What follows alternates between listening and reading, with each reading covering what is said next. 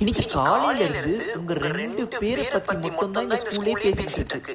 என்னதான் பிரச்சனை ஆக்சுவலா உங்க 2 பேருக்கு? Principal, I need a explanation for my subject.